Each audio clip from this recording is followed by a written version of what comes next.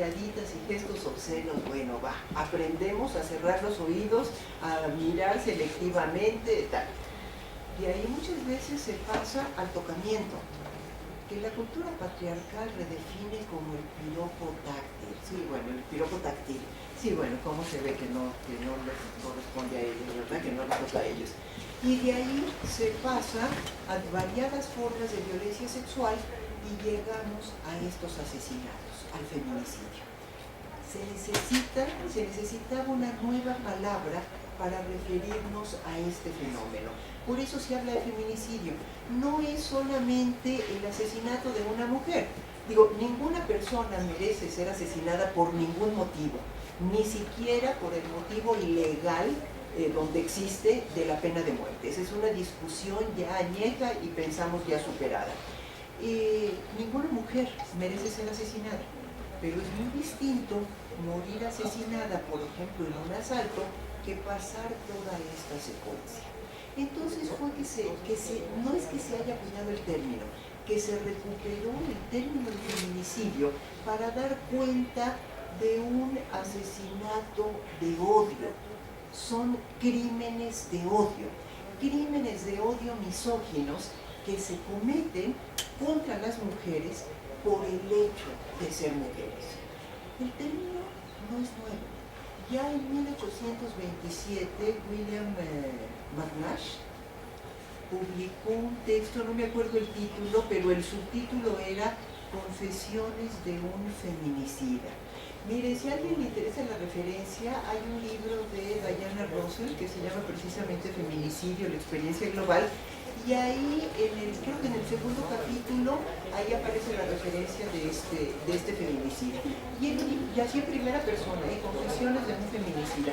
Una mujer, bueno, no les doy los detalles de la obra, no la he leído, pero era una mujer que además era su pareja. Y entonces aparece esta distinción. El feminicidio cometido por un extraño y el feminicidio perpetrado por el compañero íntimo. Llámese novio, marido, exnovio, exmarido, amante, pareja o como le quieran llamar. Pero una persona con la que la víctima ha tenido una relación de intimidad. Una relación amorosa en la que en primerísimo lugar se rompe el vínculo de confianza. El feminicidio íntimo es el que nos produce mayores problemas, o sea, mayores problemas incluso de corte epistemológico. Dice la filósofa española Celia Morós, a falta de otro consuelo buscamos el consuelo epistemológico, por lo menos poder entender qué está sucediendo. ¿Acabaron los feminicidios? Por supuesto que no. El patrón de criminalidad se fue moviendo de Ciudad Juárez, luego tuvimos algunos casos en Durango. El primer caso fue de una... Y bueno, las autoridades descalifican muchos de estos casos, dicen, ay, son problemas de pareja, hombre, si todas las parejas se pelean, que vienen a dar lata. Una pareja, en efecto, que había tenido una discusión, la mujer furiosa había salido de la casa, el marido sale tras ella y le dice, espera, te acompaño a donde vayas, vamos a tratar de platicar en otro lugar para poner las cosas en orden. La mujer confía una vez más y se queda ahí parada esperando al marido y él que le pasa el coche encima. La atropella de manera brutal y por supuesto la mata. La primera pasada no, tuvo que echarse a reversa y volver para tener la certeza. Tenemos feminicidios en Sinaloa, después de Ciudad Juárez, en Durango, en Sinaloa, en Jalisco muchísimo menos, pero también hay algunos casos, y de manera destacada en el Estado. Entonces se pensó, en 2008 se promulgó la Ley General de Acceso de las Mujeres a una Vida Libre de Violencia, en donde se habló por primera vez en una ley de violencia feminicida. Después se incluyó el tipo penal feminicidio, en el Código Penal obviamente, y algo muy controvertido, en mi posición, es una posición personal, no es muy popular, yo no estoy de acuerdo con crear un tipo penal sobre feminicidio. Yo creo que si ponemos el odio misógino como parte de la definición, nos sirve mucho para el análisis. pero en el ejercicio penal, en el ejercicio de la acción penal, no puede haber analogía, no puede haber mayoría de razón, todo tiene que ubicarse específicamente en el tipo. Entonces, si la conducta ilícita no se ajusta de manera precisa al tipo penal, traducido al cristiano, si no logramos demostrar la intención del agresor, si no logramos demostrar la emoción del agresor que denominamos odio misógino, entonces perdemos la efectividad. Por eso considero, y como les digo, no es una postura muy popular, que deberíamos dejarlo como homicidio y dejar el odio misógino como agravante. Y un agravante de gran severidad. Miren, ya para terminar, porque ya nada más me quedan 10 minutos, entonces ya para terminar les comento rápidamente, estoy en el grupo de trabajo junto con la doctora Iris Santillán, que es profesora del Departamento de Derecho. Estamos en el grupo de trabajo que analizó la solicitud de violencia de género en la Ciudad de México. Hubo varios casos que se presentaron ahí, seguramente conocen algunos. Lesbi, una chica que fue asesinada por el novio de la universitaria. Wendy, ella fue asesinada por dos extraños, Pamela. Lo que les quiero comentar es que en la reunión que tuvimos con familiares de las víctimas, llegó la madre de Lesbi y decía, bueno, por supuesto lo que más le molestaba era que hubieran asesinado a su hija. Pero el asesino, que era el novio de la hija, y que la asesinó cuando ella le dijo, maestro, te voy a regalar este espejo, ahí te ves, ya no quiero nada más contigo, y el tipo la mató. Y no solo eso, se presentó como doliente. Ese caso, al igual que muchos otros feminicidios, empezó a investigarse como suicidio. Y el desgraciado asesino no solamente inventó que Lesbi se había suicidado, se puso como doliente. No saben lo que para mí fue verla morir. Yo traté de impedirlo, no lo logré, me siento culpable. Pues eres culpable, maestro, pero no eres culpable de no haber hecho nada, sino de haberla asesinado. Ese era el caso de Lesbi. En el caso de Wendy fue una mujer secuestrada, violada, torturada y quemada en aceite. El caso de Pamela le quisieron imputar que había tenido un altísimo consumo de drogas. No es cierto, la chica estaba totalmente limpia. De las víctimas, familiares de víctimas que llegaron con el grupo de trabajo, estaba la madre de Wendy, la tía de Wendy, la madre de Pamela, el padre de Pamela. El padre de Pamela era el único hombre presente. Los hombres a veces tienen ese mandato de género tan fuertemente arraigado, y no lloraba. Hablaba en el mismo tono de voz que transmitía la profundidad de una tristeza que no cabe en una palabra. Era una intensa, profunda tristeza, y lo que decía. Yo empecé a trabajar sobre violencia a principios de los años 90. O sea, ya llevo, ya me hago las cuentas, ¿verdad? Pues luego me balconeo, ¿no? Sí, venía de incógnita. Hace 28 años, hace casi 30 años que estoy trabajando sobre el tema de violencia. Nunca había visto a nadie llorar de la manera que lloraban las víctimas, en donde las lágrimas no se deslizaban cadenciosamente por las mejillas, sino que surgían a botones. No sé cuántas veces habrán contado esa historia ante distintas autoridades, esta vez ante el grupo de trabajo, y cada vez que la contaban volvían a llorar con la misma intensidad. Quienes trabajamos sobre violencia, y cuando digo trabajamos me refiero a quienes estamos en la academia, quienes están en las organizaciones sociales, quienes están en las agencias gubernamentales, quienes están trabajando desde los distintos flancos, desde los distintos frentes, quienes conocemos, todo el mundo conoce a una víctima. No podemos guardar silencio. Hay algo que tenemos que hacer para detener esta violencia y que no se quede esto que tenemos en los distintivos, ni una más, que no se quede en la retórica. Por último, y con esto termino, todas las campañas de prevención de la violencia, he visto algunas aquí con el hostigamiento bastante indignantes, por cierto, suelen estar dirigidas a las mujeres, a las víctimas. Cuídate, denuncia, habla, no estás sola, rompe el silencio, tu silencio es cómplice, bla, bla, bla. Ya es hora de que hagamos campañas a quienes pueden detener la violencia, que son los hombres. Eso no decir que las mujeres no hagamos violencia, sí, pero que las mujeres persigamos a otra mujer en descampado, o que persigamos a los hombres para atacarlos, inmovilizarlos, violarlos, torturarlos, por supuesto que no. Entonces, el feminicidio es un crimen de odio misógino cometido, el feminicidio, cometido por hombres en contra de mujeres. Y son esos hombres que son una minoría, tampoco digo, cuando digo que no hay mujer que no sepa lo que es el hostigamiento sexual, en modo alguno digo que no hay hombre que no sepa lo que, bueno, que no sepa puede ser, pero que no hay hombre que no haya ejercido la violencia no es cierto. La gran mayoría de los hombres no son violentos, pero a esos que sí lo son, es a los que hay que dirigirles estas campañas. Campañas contra el acoso, contra la violación, contra la trata de personas y de manera destacada en esta mesa contra el feminicidio. Gracias por la invitación, Luz del Carmen, gracias a nuestros estudiantes y sobre todo gracias a ustedes por haber resistido estoicamente este tema.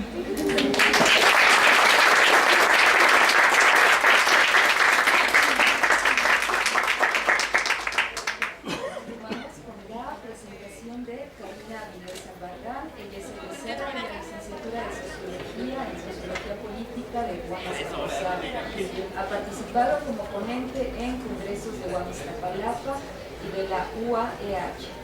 Presenta temas en torno al feminicidio. En 2018 impartió el curso intertrimestral Una introducción a los feminismos, las masculinidades y la sexualidad en Guamistapalapa.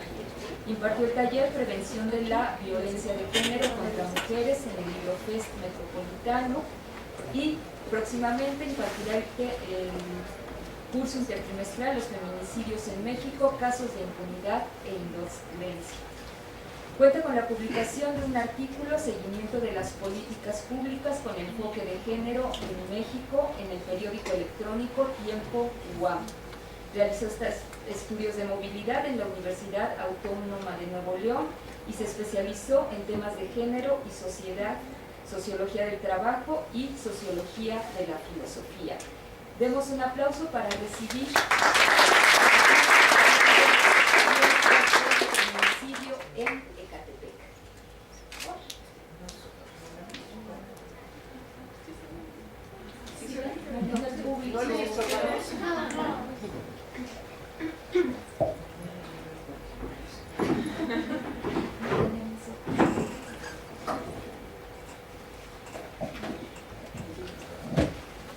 Buenas tardes, para mí es un honor estar compartiendo esta mesa con mujeres tan importantes y dedicadas a este trabajo sobre violencia de género contra las mujeres y específicamente en este caso sobre feminicidios.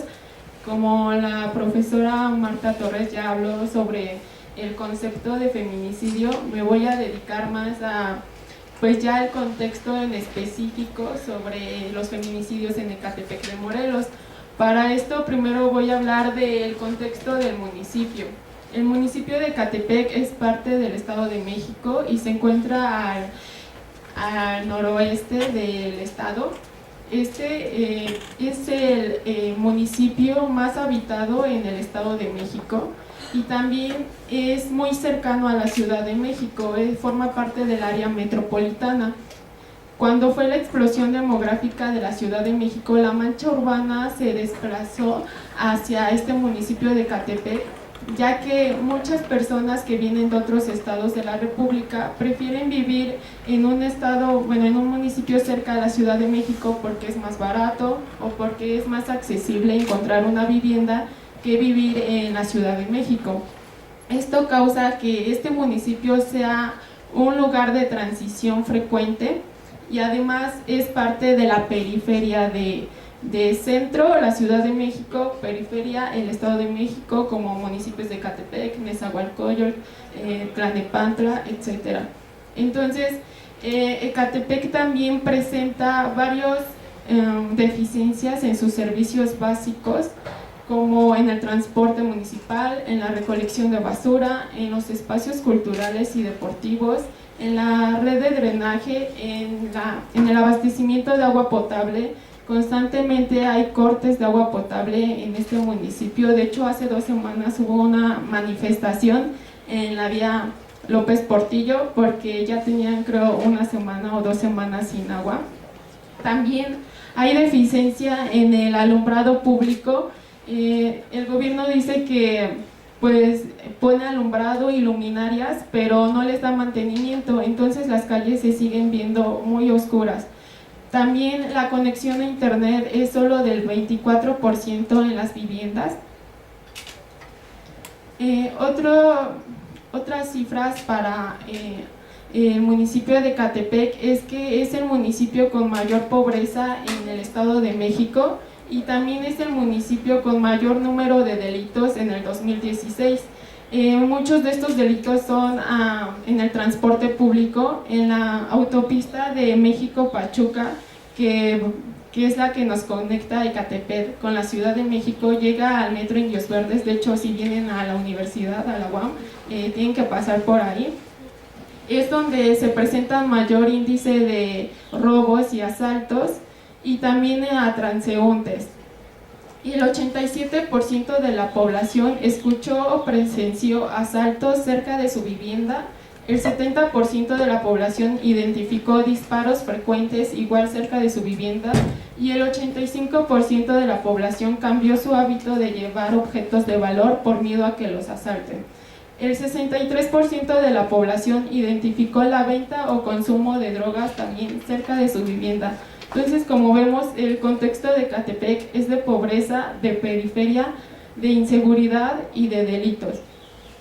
La situación de las mujeres en Ecatepec, a pesar de que el municipio cuenta con la alerta de violencia de género, no se ha dado como una base de datos que especifiquen la situación de las mujeres con perspectiva de género ni de la violencia que sufren. Entonces, ahorita les voy a indicar datos sobre el Estado de México, pero que también aluden a las cuestiones y el contexto del municipio de Ecatepec. El Estado de México es uno de los estados con mayor violencia comunitaria hacia las mujeres, y esta es más de tipo sexual, que puede ser los mal llamados piropos, que son palabras o agresiones ofensivas, también el acoso sexual, el abuso sexual, las violaciones o intentos de violaciones, toqueteos, etc. También 4.4 millones de mujeres sufrieron abuso sexual durante su infancia en el Estado de México, y la mayoría de sus agresiones fueron familiares, que fueron tíos o primos. El Estado de México también presenta el mayor índice en violencia de pareja. Bueno, ya entrando en los feminicidios, el gobierno en su página de internet nos pone estas 2 tablas, donde una es sobre homicidios dolosos de mujeres y otra es de feminicidios. Aquí vemos que desde el 2012 al 2016, Ecatepec tuvo la mayor cifra de homicidios dolosos en el Estado de México. Pero también estamos viendo que, a pesar de las grandes cifras que se encuentran en los homicidios dolosos, muy pocos de estos casos pasan a casos de feminicidios. Y esto es porque las autoridades prefieren decir que solamente se trata de asesinatos a decir que son feminicidios, porque, como veíamos, el feminicidio tiene que ver con esta cuestión de impunidad por parte del Estado, en el que no está dando las condiciones suficientes para que las mujeres vivan una vida libre de violencia. Entonces prefieren dejarlo solamente como homicidios dolosos y no como feminicidios. Bueno, en el año 2012 al 2016, Ecatepec ha sido el municipio con mayor número de muertes violentas, pero también de feminicidios. Pero se necesita que cada muerte violenta de una mujer se investigue como feminicidio. Yo pienso que sí, todas las muertes violentas que pueden ser desde suicidios hasta accidentes se deben de investigar con perspectiva de género, porque si no se dejan fuera muchos asesinatos que son feminicidios y no se están visibilizando. Además que, como decía la profesora Marta Torres, muchos de los suicidios se hacen pasar, muchos de los feminicidios se hacen pasar como suicidios, y entonces no se hacen estas investigaciones con perspectiva de género y este feminicidio queda invisibilizado. Como vemos, la información por parte del gobierno no es tan fiel, entonces si se quiere investigar sobre feminicidios se debe de recurrir más a la prensa, a las notas de periódicos, y en la mayoría son notas rojas, ¿no? Porque en las notas más formales solamente pasan los feminicidios más conocidos o que tienen mayor importancia. Entonces, como lo hace María Salguero, ella hace un mapa interactivo de feminicidios donde anota qué feminicidio es, quién lo hizo, en dónde ocurrió, en todo México. Yo también hice este rastreo de feminicidios en las notas de periódicos, pero específicamente en Ecatepec. Ella dijo que en el 2017 hubo 14, en los primeros 3 meses hubo 14 feminicidios en Ecatepec, y yo encontré que en 2018 en los primeros 3 meses hubo 9 feminicidios en Ecatepec. La mayoría de estos feminicidios son muy violentos, como ya había hablado la profesora. También, dado el contexto de delincuencia en Ecatepec, muchos son realizados mediante armas de fuego, son encontrados en canales, en calles, en baldíos, y también hubo un caso de estos que fue un feminicidio íntimo de pareja, en donde se encontró a una mujer colgada de una torre de luz con un pedazo de su vestido, y se pensó que era un suicidio, pero en realidad fue un feminicidio porque el agresor fue su esposo, en el que pelearon, y para hacer creer que fue un suicidio, intentó que se pensara que la mujer se había colgado con su propio vestido. La respuesta del gobierno ante los feminicidios ha sido la alerta de violencia de género contra las mujeres. Después de 5 años de litigio, algunas organizaciones no gubernamentales, como el Observatorio Ciudadano Nacional del Feminicidio, estuvo litigando por 5 años para que se declarara la alerta de violencia de género en el Estado de México, y en 2015 el gobernador Erubiel Ávila declaró la alerta de género en el Estado de México en 11 municipios de los 125 que tiene el Estado de México. La alerta de género es un instrumento gubernamental para prevenir, investigar y sancionar la situación de violencia feminicida en un territorio.